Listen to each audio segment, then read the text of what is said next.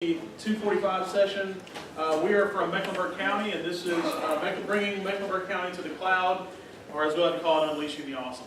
There's a story about that. I'm so excited about that. Yeah, I know. My name is Preston Teal. I'm a technical analyst for Mecklenburg County in the Information Services Management Group, Information Technology Service Management Group. We have a lot of entourage here from Mecklenburg County in the front rows. They're going to be heckling us the whole time. Just want to give you a little heads up on that. I've been with Mecklenburg County for 12 years. I started out my career in finance, moved to HR, and ended up in IT, and all my capacity I was always working around technology and services. And now I work on designing and transitioning services for our ITSM group. And this is my colleague Brandon. I'm Brandon Smith. I work on the same team as Preston. My title is Customer Experience Consultant. So what I bring to the table is basically how some of these changes and things that are going on in the county actually affects our customers inside the county. I've got about 14 years with the county, and most of my career there has been in the IT in some way, in the IT department in some way, shape, or form. Started off on the help desk and moved over into this transition that I'm in now. This transition, what's the exact title, Steve? You guys change it every week. I haven't decided yet. Okay. See, service design and transition is what it was last week, so we haven't checked our emails recently to see what it is this week. Yeah, that's true, it's out of the office. So that's where we're at now. But what we're wanting to do today is we're going to talk about the journey that Mecklenburg County took whenever we went to Office 365 and how we unleashed the awesome of the cloud. Your clicker don't work quite right. So some of the quick demographics of the county, and I'm not going to bother you guys with a whole lot of this, but just to give you guys some of the scope of the county. The county has over 1 million residents. It covers over 524 square miles. There are 6 different incorporated towns inside of Mecklenburg County. The annual operating budget is $1.6 billion.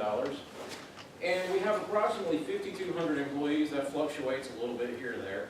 And there are 27 departments. The largest of that is the Department of Social Services, which employs over 1,200 staff. And we are not the same as the city of Charlotte. We are a different entity, of course. We partner a lot with the city of Charlotte.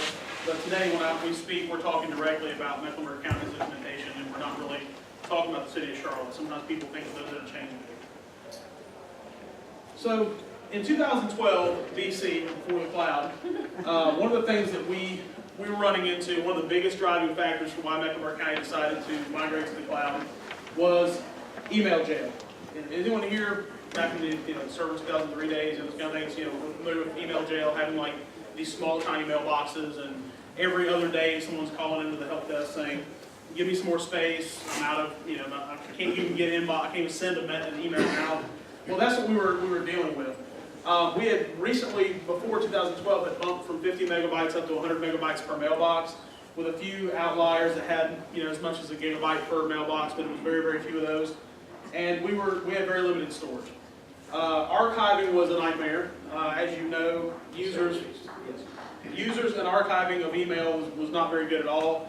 We had a rampant problem of people archiving to our network shares, and that was very expensive for us, and it was causing a lot of slowness on our network side because of such massive files. And one of the things that happened with those archives being stored like that is if the customer was at home or out of the office, they couldn't get to those archives. So that always was problematic back in those days.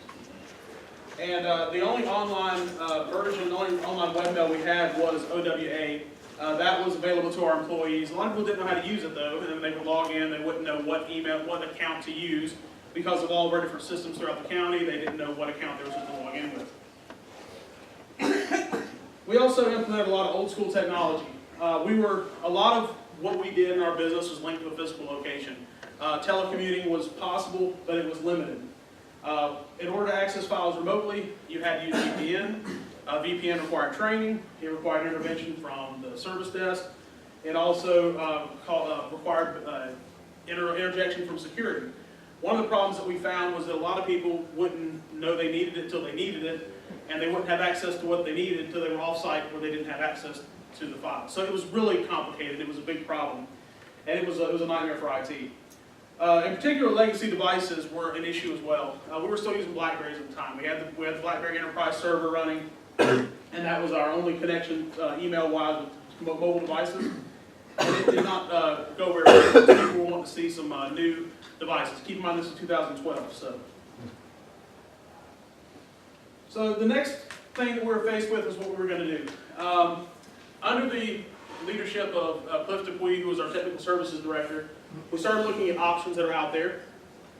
We looked at just upgrading to Exchange 2013, giving us some more flexibility there, but keeping it an on-prem hosted solution, something we would control ourselves.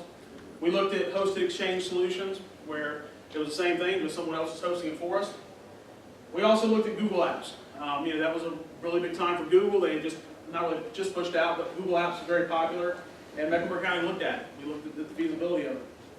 And lastly, and not least, of course, we looked at Office 365. This was a big move for Mecklenburg County to think about any of these services. It was very, very challenging because you can either stay with what was tried and true, or you can start moving into the future.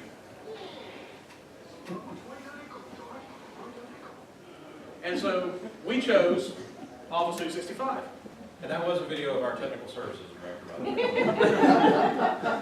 way. And Office 365 brought a slew of resources for us to use.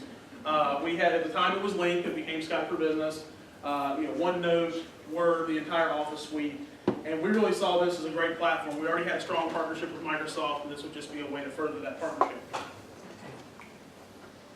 So here's our timeline. I'm going to talk about this at a very high level. When we get to the question and answer period, you're welcome to ask questions if you'd like. But in January 2nd, 2013, work began. As soon as we began working on this project, they started building out the infrastructure. That required some on-prem servers so that we could communicate with the cloud. About a month later, we started building out the virtual private network connection to the Office 365 environment. On 4/15/2013, 4 months after we started the project, we began user migration. Our user migrations, we were doing about 100 a night, 3 days a week. We averaged about 350 users per week over the next 6 weeks, wasn't it? Yeah, 6 weeks. And on June 26, 2013, we migrated our last users to the cloud. In order to achieve this migration, of course, we had to go through a couple pass-throughs. We took our 2003 server and we migrated everyone to a 2010 server. So that was kind of the migration path. And then from 2010, we went up to the cloud. So it was, we had to do that extra migration step at the time. Exchange 2013 didn't exist yet. We were waiting on that. Unfortunately, Microsoft didn't provide a path to go from 03 to 365. Yeah, not at that time. We had to work with them to develop a path because they wanted you to be on Exchange 2013, which didn't exist yet. It wasn't coming out until February of that year. Yeah, figure that one out. Exactly. Later that year, in October, we migrated 630 gigabytes of intranet site collections up to SharePoint. We also installed a Store Simple device, Store Simple 7020, at the end of 2013 in December. For anyone that doesn't know what Store Simple is, it's a hybrid appliance that sits in your infrastructure and allows you to put and take data from your on-site servers and put them up into the cloud. So that was what the Store Simple appliance does. You Googled that. I did actually. And on 8/4/2014, our Exchange 2003 servers were decommissioned. February 11, 2015, our Exchange servers were upgraded from 2010 to 2013. And on 11/1/2015, we got a new Store Simple device, which is even simpler apparently. And it was an 8100, and that once again allows us to move all of our network shares up to the cloud for backup and storage and cost savings. In February of 2016, we began upgrading our users to Office 2016. The one thing the cloud gave us was the ability to really stay on the edge with Microsoft. When they were releasing products, we were able to quickly jump on board and not have to necessarily wait as long as we had in the past. Sometimes that's been a blessing and a curse also from the customer experience side of things. The upgrade in 2016, Microsoft is notorious for pushing out updates to the applications without really letting us know. 2 weeks ago, we were actually working in PowerPoint and we noticed there were some options available to us that were not available 2 weeks ago. And we went, I wonder what that does. And we clicked on it and figured out that they've now integrated some of their sharing features and collaboration features inside of the actual desktop version of PowerPoint. And we were not even aware of it. It's kind of like, okay, that's pretty cool. But then again, from a customer standpoint, if these customers start seeing things that are popping up, it becomes a detriment. So up until now, until February of 2016, we had been running a federated server with Microsoft, so we were getting the benefits of being federated with Microsoft, but we had not yet moved to the Azure Active Directory system. We did that in February of 2000. Must be one of those updates. No, I'm not doing anything. Look, didn't do anything. Is anybody from IT in the house? Call the help desk. Yeah, apparently. Don't say that. Yeah, we need to call help. Let's try that again. I don't know why. Now watch you go too far, man. I'm stopping now. All right, so as I mentioned, in February we started upgrading our users to Office 2016. Around the same time we migrated to Azure Active Directory, and in August of 2016 we completed the migration, or completed upgrading everyone to Office 2016. That's actually the caveat. We're at 99.99% completion right now. We have a handful of people that work with a program called BizTax that can't update, so we've got The old legacy applications are still uses an old version of Access, so we can't quite upgrade it just yet.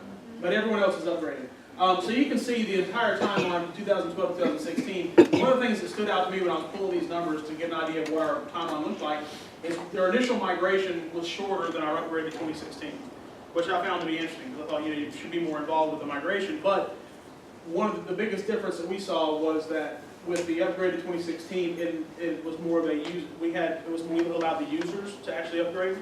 So we partnered with our SMS team to put an application catalog on everyone's desk, and they were able to upgrade. We gave them a window, and they actually upgraded their own applications instead of us going out and pushing it or ground crew. Speaking of which, do you want to speak to the ground crew? Yeah. No? So one of the challenges that we ran into whenever we were first doing the original 365 migration is when you upgrade Outlook on the PCs, on some of the PCs, just for a random reason, the signature goes away, the archive doesn't copy over, things like that. So that was one of the biggest headaches that we ran into. So and if you guys look at that timeline, it was a very aggressive timeline getting all 5,200 employees migrated over when we did. So one of the things that we actually did to help our customers and our users through that situation was we formed a ground crew.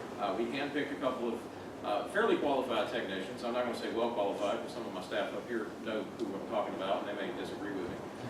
But we picked some fairly qualified people. Yes, I was one of them, so Steve, you can comment later on how bad I was.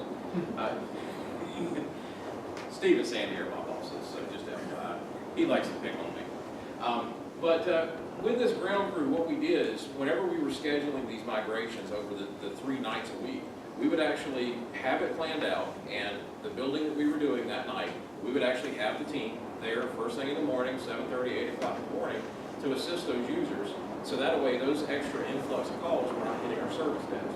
As you guys know, help desk, service desk staff, calls start going up, people start ringing the bosses, things are breaking, oh my God, I'm missing my archive, it's the end of the world, okay? And so what we were doing was trying to mitigate that risk just by having those staff on site that were trained on getting these archives set up, getting the email signatures back in place, things like that. We also utilized this time as well to clean up our Active Directory network as well, our system as well. Our Active Directory was, as you guys might imagine, assuming you use it, it wasn't exactly the most pristine thing in the world. We were able to clean it up. We migrated 5,900 user accounts, and now we're down way below that. So we've actually cleaned up quite a bit. We've actually increased staff since then. So we've actually done quite well.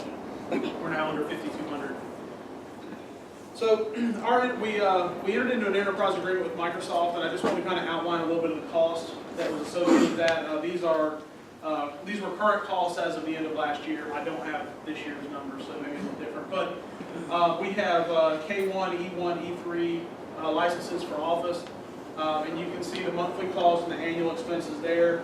Those are per license, and down here there's a little bit of an explanation on what those are. Most of our employees use E3 licenses or G3 licenses for us because we're government. Most of you guys may know that if you look at Office 365. We also have the Enterprise Mobility Suite as well as the Enterprise Cloud Suite. And those are different products that partner with the Office 365 suite to provide a more well-rounded cloud experience. So, with all of that being said, there were some initial impacts to the business. Implementation was painful at first. I will go ahead and be the first to admit that. Whenever Microsoft. They sent in 3 or 4 different vendors in several different areas to assist the project. We made the determination that the vendors that they sent in were not qualified enough to work in our environment, and we actually decided to take on the entire project ourselves. It was no slap in the face to Microsoft or the vendors. It's just they didn't know our environment the way that our technicians knew our environment. So the technical training was also required. And the caveat to that is no one offered it yet. We couldn't go to our training vendor and say, hey, we need to be taught how to use this migration tool to migrate to the cloud, because our training vendor is going, what? You need what? Cloud? What? Huh? Who? So we had to do a lot of self-taught training and some trial and error. Documentation, documentation, documentation. You guys know this, especially if you're in IT and been in IT for any amount of time. We had to document every step of the process because it had to be a repeatable process. We had to go through each night that we were doing these migrations and be able to repeat that process, especially with PowerShell scripts, things like that. Lastly was the increased availability of applications. The impact to that was basically our technicians. Initially, we had to be on site for quite an amount of time to get some of these servers and things up and running, getting this hybrid environment going.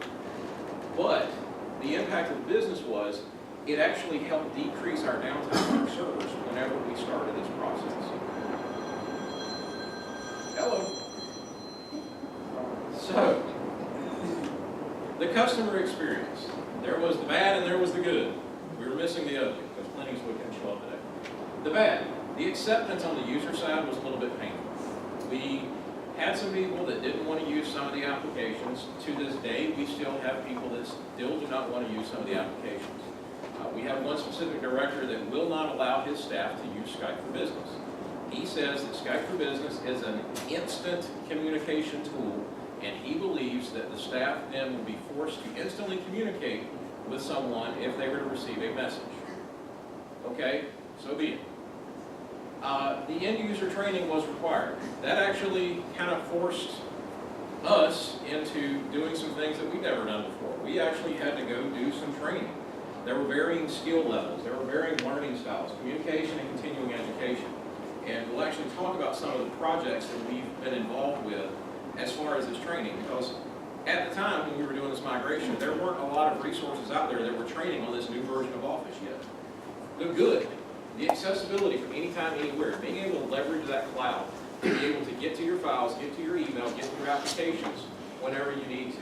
The increased collaboration opportunities, the increased creativity opportunities, and that all led to productivity actually increasing over the time frame that we've had this in place, and the mobility.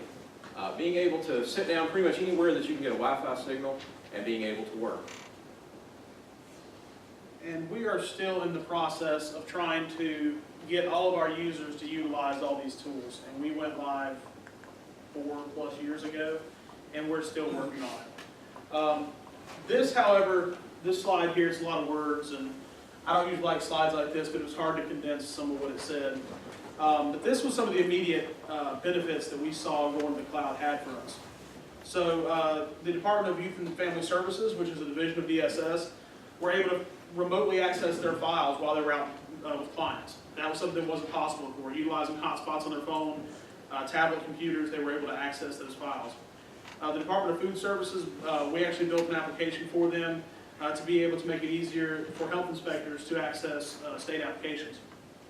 And they were able to actually go out and we actually implemented printers in their car. They were able to print directly in their car and print out the certifications they needed there. It was really good for them. Medical examiners were also using Surface devices and laptops in the field to take notes and to document crime scenes. It was they loved it. They've actually been one of our best adopters for cutting-edge technology. Parks and Recreation employees, most of which at the time were moving to Surface devices, were able to utilize Office 365 to collect payments, book appointments and venues, as well as access the county's financial system from off-site locations that in the past that had not been possible. This last little right here, the Youth and Family Services Department had reported a total of $3.2 million savings during the initial pilot phase of this program. This was back in 2013. Those savings would also apply to other departments, and we knew immediately that we were going to get a strong ROI from this move to the cloud. So now we talk about where we're going and kind of what we're doing with it now. So it's now been a few years, and we've really settled into using Office 365 as a platform. And one of our big success stories, we moved our land use and environmental services into a new facility last year. When we made that move to that new facility, they really leveraged the power of the cloud to empower their employees to collaborate and work with citizens like we had never done before. We set up navigators and liaisons, staff that work in the lobby of the building, and they work with novice or people that don't use the services very often to be able to utilize the services and inform them on what's out there and available to them. They use Surface Pro, I think it's Surface Pro 3, I think what they're on. They use Skype for Business to talk with experts that are on different floors or even different buildings. They were able to connect people that are out in the field doing inspections with people back in the office. They leveraged all that through Mecklenburg, through the cloud services we offer. And this has evolved into a new program that Mecklenburg County started last year and is going to be a 3-year program called Bringing Mecklenburg County to You. We did a session on this yesterday. It's a county-wide effort to bring Mecklenburg County services, health and human services, to the citizens of Mecklenburg County by bringing us to them rather than making them come to us. And I'm not going to belabor the point, but it's a very aggressive move on Mecklenburg County's part, and I would encourage you to stay tuned to the news, because I'm sure that we'll be getting some coverage by local news. And lastly, we threw this in because we felt that it was a very interesting utilization of cloud services. Through a combination of SharePoint and Office 365 video, we launched an education platform. We call it TechEDU, and it's something that we use for on-time training, in-time training across Mecklenburg County. It's basically like a YouTube type site that also features documents, so it's kind of a knowledge repository for end users to kind of go to and find out how to do things. We create video content, we curate video content from the web, and we try to bring it all together to one place so that our end users know where to go to find out how to use whatever technology we pushed out to them. One of the things that we noticed, and I talked about this just briefly about the varying styles of training, is in talking with our customers, we've got a wide range of ages, and the different age groups actually learn differently. There are some people that prefer to have, a tablet and to scroll through it on their tablet, where there's still others that prefer to have a printed copy of something to sit in a classroom environment. So this was one of the resources that we were able to do, so that if there are those staff that prefer that just-in-time training, where they can go onto their computer, watch a 5-minute video and learn how to do something, that was our target audience for this. And that leads us into our end-user computing and how that looks today versus the way it looked then. So back then, of course, we were talking about some of the applications, some of the devices we were using, the BlackBerries, things like that. So the question is what are the end users using today? Right now, we are using the Office 365 platform. We are rolling to Windows 10. There's an ongoing project right now that is almost complete, actually, to get the entire county up to the Windows 10 platform. All of our PCs, the laptops and desktops, are actually coming pre-imaged from Dell with a county image on it with Windows 10 already installed. We are using the Surface and the Surface Books as far as the mobile platform goes. One of the things that we actually have implemented within the past year to year and a half is an application catalog. In the past, what we would do is we would actually set a group of staff and push those applications out to their computer using our SMS console. Now with this application catalog, it's much like if you go into your store on your phone and you grab an app from the store, you can download that app at any time. That was one of the things that we did with the Office 2016 rollout, is instead of having somebody be in the middle of a presentation, all of a sudden, sorry, your computer is being updated and will reboot in 5 minutes. The staff can then go in and actually schedule those downloads and get those downloads whenever they have a few extra minutes. We also have put in place some conference rooms using Skype for Business, so we have full Skype capable rooms. We're also leveraging Microsoft CRM Dynamics. We talked a lot about that yesterday in our session, so I'm not going to go into that in a lot of detail. And with all these mobile devices came an interesting problem. We had to have something to manage those. So we have AirWatch. All of that is tying back into our Azure platform that we're using. This is a good example of one of our conference was joking whenever we were putting these slides together, and I said I wanted to play the music, one is the loneliest number. So, as you see here, you've got a staff person in a conference room connected to another conference room. Could be in the same building, could be across the county, who knows? But as you see, that's one of the ways that we're leveraging the power of the cloud, is being able to collaborate, being able to bring these people together in ways that we've never been able to in the past. So, the future state. Our heads are in the cloud, and so are a lot of our services. The focus now has shifted to these easily available collaboration methods. Ways that you can go into a conference room, collaborate with people, work with people in other areas, and not physically have to drive 30 minutes across town to their location. The thing that we've got is the desktop as a service. Das is good. That's one of the newest technologies that we're actually looking at, being able to use the desktop as a service, and also all the other OSs that are out there. Yes. And one of the things about that, we actually looked at this, we partner with the city of Charlotte, the Charlotte Mecklenburg Library. They're not a county agency, but we partner with them very closely, and we provide them some services. And we actually looked at DAS as a way for them to have freshly imaged computers, essentially, for public-facing uses. So as it stands right now, we have a very convoluted way of making sure these computers aren't corrupt, and they're very secure because they're public-facing. We've looked at DAS as a way to change that face. And that brings me to also talking about as a service, things as a service. We didn't really talk too much about it, but we do use VDI a lot as well at the county. So we partner with VMware. We have AirWatch, VMware, Horizon Client on all of our desktops. And we use that for a lot of our mobile workers. As a matter of fact, I'm going to pick on her because she's in here. I know for a fact that Frances here, that's all she uses.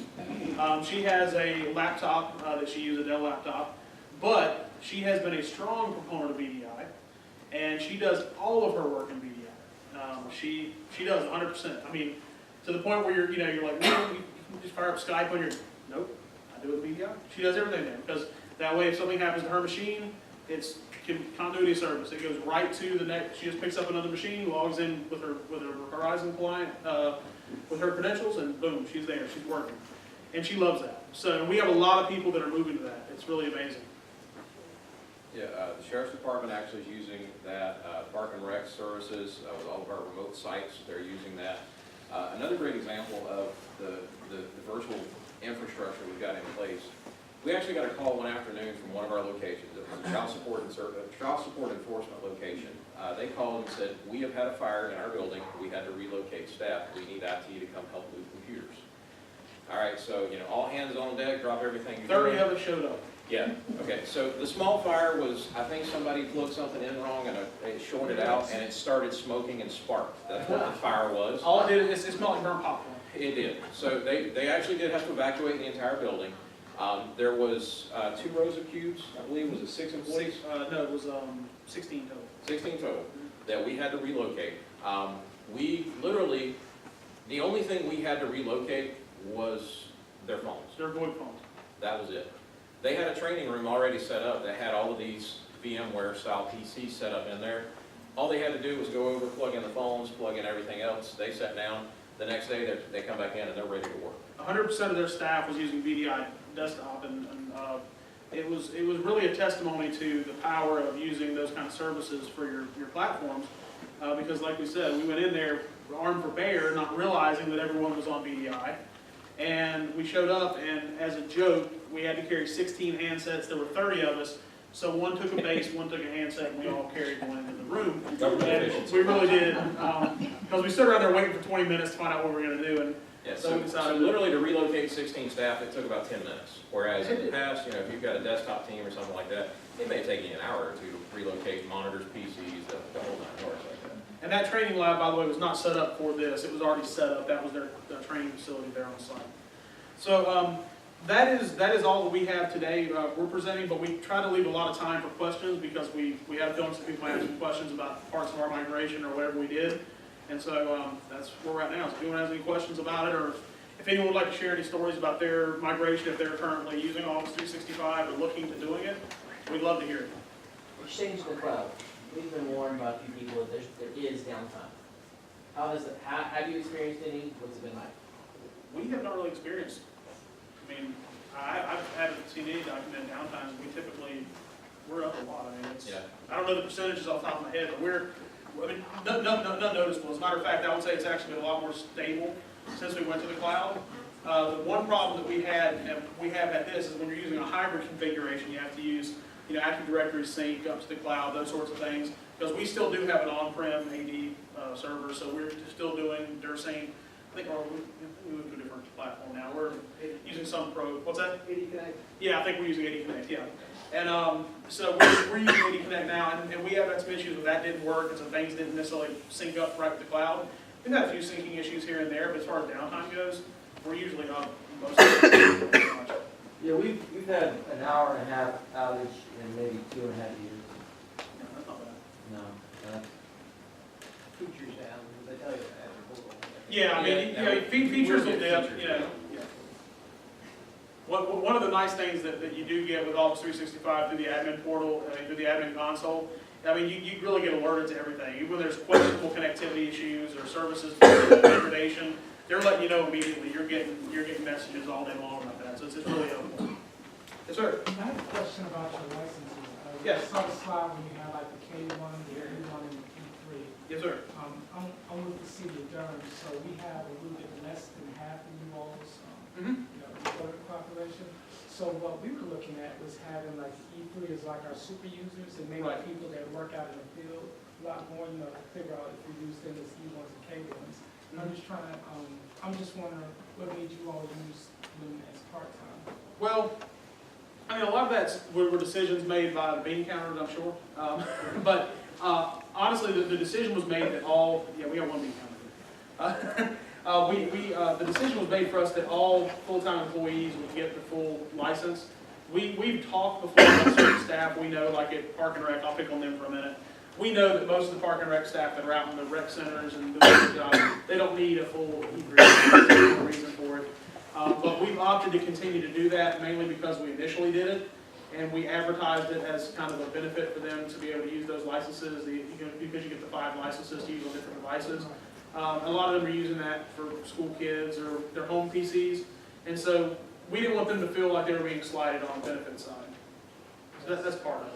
I didn't know it was 5 licenses. It's five per computing device category, so you get 5 for PCs or Macs and 5 for mobile devices. So it's 10 total. What about E1? Is there?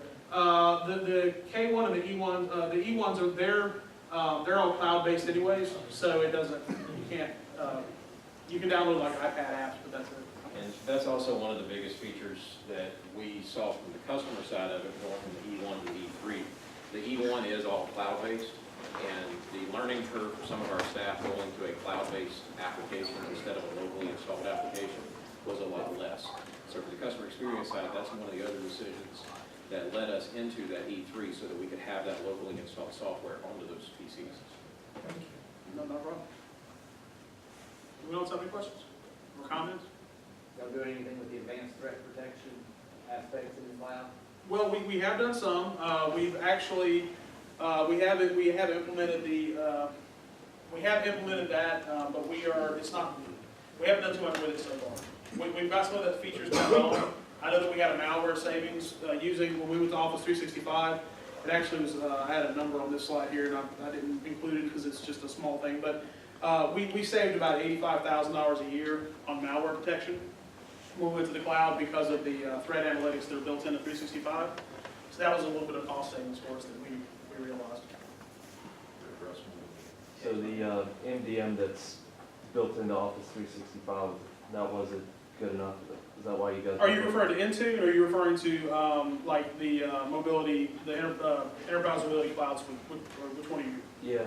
Because they've got 2 versions. They got like Yeah, the free version, then they got the one you have to pay for. Yeah. We've tried them both, and the main thing that it does from the free version, if you will, allows you to protect your data. So you can say that users can connect and they can download applications, Word or whatever, and they can access the files, and it would enroll their device and let them access it.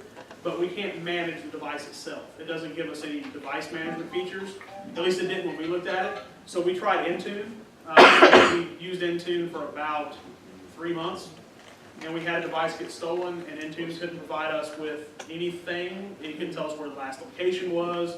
Microsoft didn't offer that as a feature.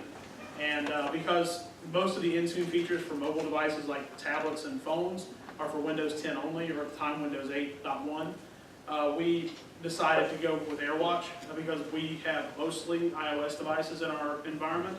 We're an iOS shop when it comes to mobile devices, so we chose to go with AirWatch, and they integrate very well with Windows 10. So we do that on all of our laptops, tablets, anything that leaves the building. And we were already using VMware. We already had a partnership with VMware, and we'd already been using AirWatch for mobile before we even looked at that. Yes, sir. One other question. Were there any other benefits that you actually realized after the fact that you weren't anticipating by using 365 and if you use SharePoint? We do use SharePoint. We use SharePoint for our internet. I would say that we've had a lot of victories over the years since we migrated. I mean, things that we didn't necessarily see coming. I don't have any quantifiable numbers to give you, so I can't tell you like what kind of, if there was any unforeseen monetary type of thing. But we have seen a culture shift in our environment. It used to be years ago, if you didn't have your laptop with you or whatever, or you didn't have a laptop, people say, oh, I can't work, I can't do this. The idea of mobility didn't exist really for us. It wasn't until we moved to the cloud that we started being able to actually teach a culture of mobility, that you can just log into an online portal and access your files. We are seeing some realization of savings that are moving us off of network shares. So I mentioned the Store Simple device that's on here. So one of the things that we've done is we have a pretty large footprint of data for storage that people use, like we call their H drive, their home directory, where they can store files on the network. We're moving all that through our Azure environment. We're moving it all with the Store Simple up to the cloud, and it's saving us considerable amounts of money that way. And that's something we originally didn't plan on doing. That was down the road. Are you using OneDrive for business? We are. We use OneDrive for business, Skype for business. We pretty much use everything. Everything's available to us. I would say too, the Office 365 video. That's true, because that didn't exist before. One of the unexpected things, because that did come along after we did our implementation. And being able to make our own training video portal was kind of an unexpected turn of events. The latest thing is actually we're possibly looking along, all of our Board of County Commissioner meetings are recorded and stored. We're possibly looking also at leveraging that Office video portal for putting those public records out there for that as well. And to think about that, we've worked with a lot of our departments who now have their own video portals for internal videos, or even just video storage for events and things like that. They've done that as well. And that was something that we didn't have before. And we didn't know about that feature when we first signed up for Office 365, that didn't exist. Yes, sir. It's called Office Video. Yeah, it's if you click on your waffle menu, it'll be on the little thing's going to be on. You mentioned the application catalog for users. What sort of applications would you keep in there? Right now, actually, we've used almost anything that we would normally push out through SCCM, so any kind of installable application, we keep in that. And as soon as people can actually go out there and request things, so if they don't have a license for an application, they can go out there and they can hit request license. It sends a request out to our software, the guy that controls all those licenses and he puppet masters it and figures out what they need to do, gets approved by the managers. And Fernando's, he's a great guy. If he was here, he could talk to you for hours about this. All right, I mean really, I'm right.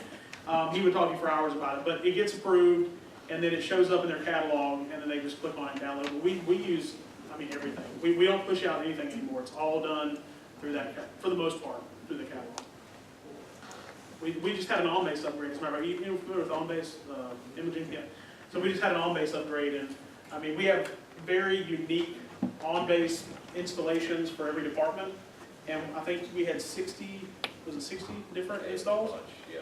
Yeah, but they were all available. It was crazy. It was a bunch. Now, we're hoping that doesn't happen in the future, but, the developers. We've got a question in the back. Come to you. Yes, sir. So moving from on-prem to cloud, what did that do from a staffing and a support standpoint? Like, did you see a big shift in your staffing levels or roles and responsibilities, or did it kind of just stay the same? For the most part, it pretty much stayed the same. I don't remember it really changing. Roles evolve as they typically do. But even when you're doing a hosted solution like this or doing a cloud solution like this, there's still interactivity with, we still have the same AD administrator, the same Exchange administrator. It's pretty much, that didn't stay. And a little bit of a learning curve for them, going from managing it on-prem up to managing it in the cloud, because the interfaces look completely different. But other than that, yeah, staffing pretty much stayed the same. I think we had a question here. Now, you mentioned this application catalog, that then you want your users to download on their own time. That's what we did, yeah. So what about the users who just never get time to do it? Well, We don't have those, you know better than that. so utilizing SEC, and we were able to see what was not installed, so we were able to see who had not done it. And what we did is we worked with every department, and we basically said, okay, you've got till this day to go pull it. If you don't, we push it. And then once it's pushed, if after that it doesn't get installed and they have trouble, they have to put in a ticket and wait for a technician, like they normally would. And unfortunately, yes, that does happen. We tried to encourage them to use it as much as possible, but there's still a gap. We're still working through that. How many people do you think do it in a timely manner? It depends on the department. I mean, if you're talking about like the manager's office, I mean, none of them will go out and download it. I mean, they'll get their assistants to do it possibly. I mean, I'm just being honest. I mean, the county manager's office, I mean, they're And see, they laugh, yeah. When you're getting like overall, would you say you're getting 50% of people do it, 80%? Oh, I'd say over that, actually. In most departments, you're probably looking at anywhere between 80 and 85, I'd say, because we do a really good job trying to communicate with them, and we always have champions in the department trying to help that as well. We had a question back there. Yes, what type of training strategy do you have for your end users in regards to migrating over to Office 365? At CFL, we're looking at Office 365, but my interest is really with the onboarding new users from the desktop platform over to Office 365. So we work with our HRD department, mainly on our enterprise applications, to let them train, so our IT staff can focus on mainly support. Did you include a strategy to work with another department, right? Well, what we did at the time, honestly, the county, Mecklenburg County has a learning and development team that works in HR, and they're responsible for enterprise learning across the board, with the exception of anything related to IT. They don't touch it with a 10-foot pole. But what they do is we partner with another organization called the Employers Association in Charlotte that offers training, more advanced, some basic, but they offer multiple levels of training. And we partnered with them, and we made sure they had. Well, at the time we did it, for the record, it was when Office 365 was brand new, so they didn't have training available then. But now, anything we do, we try to partner with them, make sure they have training available. So when we push it out, we can send resources to that. But I talked a little bit about our Tech EDU platform. That's what we utilize. We tried to utilize during our last upgrade to try to give people a platform to learn. And honestly, our IT department did that. Mainly Brandon and myself. That was part of our role at the time. We curated a lot of information from online. Office.com has a lot of good information out there that if you just point your users to it, it really teaches them a lot. I think I've got 3 hands at the same time. We'll start back with standing and we'll go forward. I was looking at the Exchange decommissioning down there in 2003, so we're on E3 Office 365, and we thought we were going to be able to fully decommission our Exchange server. And then found out very quickly that even with AD Connect, if you decommission and pull that offline, you lose that single sign-on. Is that something that you guys dealt with and decided? I mean, was that something you knew going in it, or well, when you say, do you have single sign-on across your enterprise with everything pretty much? No, I mean, so when we looked at taking it down, they said we basically would have to have another set of credentials to get in Office 365. That AD Connect didn't. You didn't just log into Windows with your Active Directory account and then they got you an Exchange. You have to have another set of credentials, another login for somebody to remember. And we were like, well, we don't want to do that. So then we were like, well, what was if we got to keep up another Exchange server here. Well, we did keep, we still have an Exchange 2013. I think we still have the 2013 server running because we basically came across the same thing you did. We were able to decommission our original 2003 because we migrated up to 2010 and 2013. But you're exactly right. We still got that on-prem, just we have an on-prem AD server. There are certain things you've got to keep for that hybrid environment. If we went, we've done, we've tested and looked at going, all into using Azure, just using Azure, sign-on, that sort of thing, and it's got its pitfalls and they're problematic. So we tried to avoid that. Yeah, as of right now. I think we have one more question. Hey, was your training platform? You said it was on SharePoint. We use SharePoint, and it's in combination with the Office 365. Is it internet facing for your users, or is it internal only? It's internal only, right? That's we have it all internal. Now they can use it off our network, but they have to log in with their SharePoint. Right, I didn't know if you had it to where they could log in from home to do their training or anything like We that. do, but we allow them to log in. They can log into to the SharePoint platform using their work credentials on their home computer if they want to. Okay. I mean, it's always got a network connection. They can log in with their Office 365 credentials, and it gives them access to their SharePoint. Okay. One question here, one question over there. You mentioned the store simple, and you, was that a device that helped you with like moving from the home directories into the OneDrive? Well, we didn't actually move it into OneDrive. We moved into our Azure Storage, which is part of our overall cloud solution that we implemented. So it's actually not in OneDrive.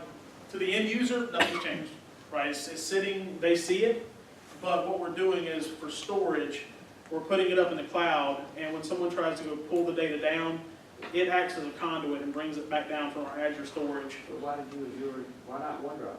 Because our users don't want to use it, frankly.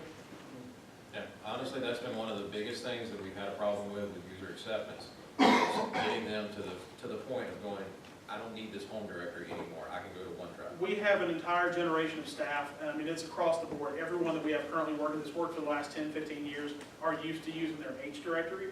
And we have looked at ways to try to map that to OneDrive, and all the solutions we've tried have not worked too well. But most of that was done before, when there was an older sync tool for OneDrive. You know, OneDrive had its problems, especially when it was first SkyDrive Pro, and you had that really horrible sync tool that did horrible things.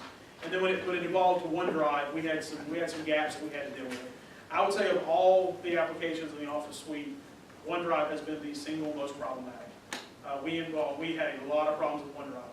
And I think because of that, we did not try to push users to it because of the user acceptance was not very good. Now that the OneDrive client has been updated on the machines, and it works very, very well and very stable, we're trying to push people to it, but they still love that H drive or whatever drive they have.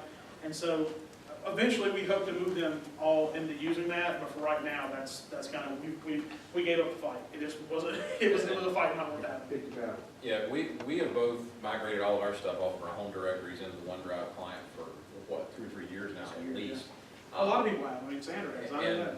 And you know, we've tried to be evangelists whenever we go out and tell people, look, you don't need your H drive anymore. You can use OneDrive for this. You can get it anywhere. You can get it on your phone. And it just doesn't quite stick.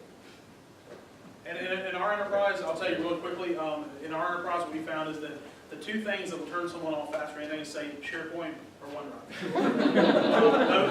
those two things, people, you say them and people just cringe. You can see their muscles get tight, you know? Yes. If you remove the email and exchange out of the equation and just install other parts of Office 365, would that really simplify and shorten your installation window?